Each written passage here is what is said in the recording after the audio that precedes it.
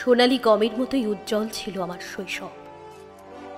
পরিপূর্ণ স্বর্ণাভ একছড়া গমের শিশির মতো দুলছিলাম আনন্দে। বাতাস পিতামহ বা মাতামহের মতো মাথায় স্নেহাশিস দিচ্ছিল। ভাই বোন বন্ধু সবাই একসঙ্গে খুনসুটি।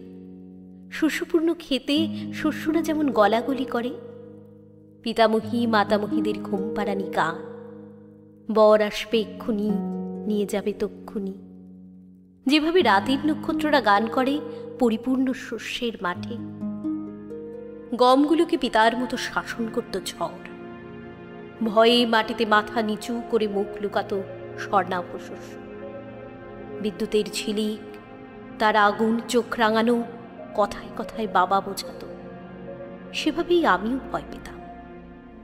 মাকে কিন্তু কোনোদিনই চোখে দেখেনি দোদুল্যমান গম দানা, শুধু অনুভব করত। পরম মমতায় তাঁর শরীর ফুঁড়ে বাঁচিয়ে রেখেছে আত্মযোদে। এমনই অস্তিত্ববিহীন নির্বাক মাকে মা বলে শুধু অনুভবে পেয়েছি আমি। হঠাৎই একদিন সমূলে উৎপাটিত আমি। মিল এখানে, আমাকে টেনে হিঁচড়ে নিয়ে যাওয়া হলো শিক্ষা দিতে কিভাবে মেয়ে মানুষ হতে হয়, যেভাবে কঠিন কর্কশ কাঠে আছড়ানো হয় শস্যকে। এবং আমার কানেও ধান ভাঙা গীতের মতো গান শোনানো হলো আছড়াতে আছড়াতে। আমার মনে হলো গান যেন প্রেতিনী মন্ত্র। স্বর্ণাভ রং আরো স্বর্ণাভ হলো, ভেতরে বইল রক্তপস্রবণ।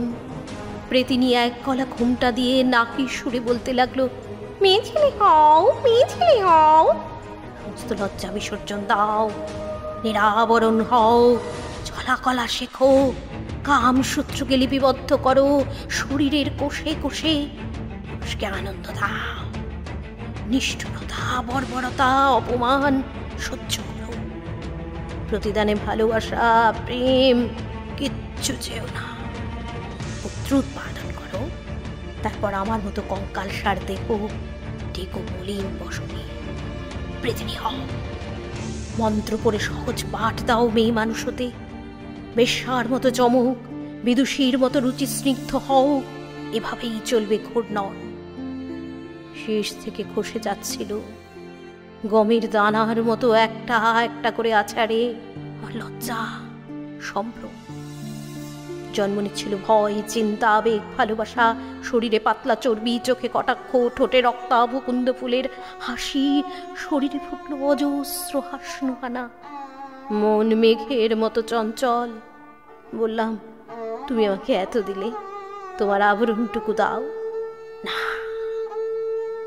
তোমাকে নগ্ন থাকতে হবে এবং তারপরে পুড়ে পুড়ে আমার মতো হতে হবে। তবে আমার এখনো চাই তোমার মতো উদ্ভিন্ন যৌবন। দেবে? বিনিময় করবে? কেন কেন বিনিময় করতে চাইছো? আমি পুরুষ ভোলাবো, ভোগ করব পৃথিবী, জন্ম দেব শক্ত সমর্থ পুরুষ।